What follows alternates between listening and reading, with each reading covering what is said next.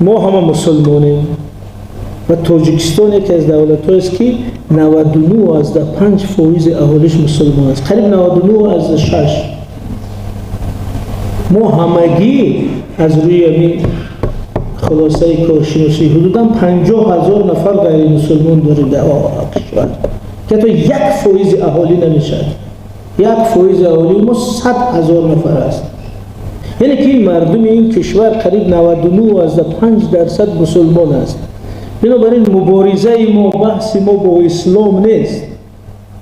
مبارزه ما با ارزش‌های معنوی، دینی و عرفانی و سنتی و حنفی نیست، بلکه بحث این است که در نتیجه جهالت، در نتیجه تبلیغات خارجی، برنامه‌های بیرونی، بعضی از جوانان ما را که از دایره فرهنگ و تمدن و تربیت ملی بیرون مانده باشد با افکار افراطی کشیدن. افکار افراطی یعنی دانش کم، دانش انحرافی درباره دین، یک تعصب جاهلانه خشن که میخواد رو اول خودش جاری کند، به سر دیگران جا کند، زندگی آزادی مردم رو تهدید کند.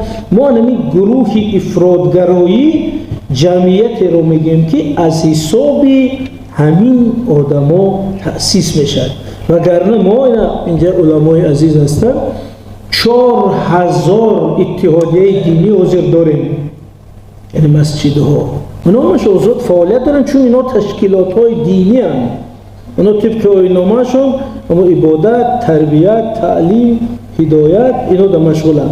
ولی گروه افراطگرای دینی این تشکیلات دینی نیست، این تشکیلات سیاسی، نظامی و ایدئولوژی است که دین رو همچون واسطه رسیدن به قدرت استفاده میکرد. یعنی اگر تشکیلات دینی یک هدف تعلیمی، تربیوی، معرفتی داشته باشد برای هدایت انسان، برای تربیت انسان، گروه افراطگرای دینی ماهیت تربیوی هدایتی ندارد، ماهیت ایدئولوژی سیاسی و هدف نهاییش نه تربیت انسان بلکه به دست آوردن قدرت سیاسی است و در نظام نامش می نویسه که هدف تأسیس این دولت، هدف جامعه، هدف.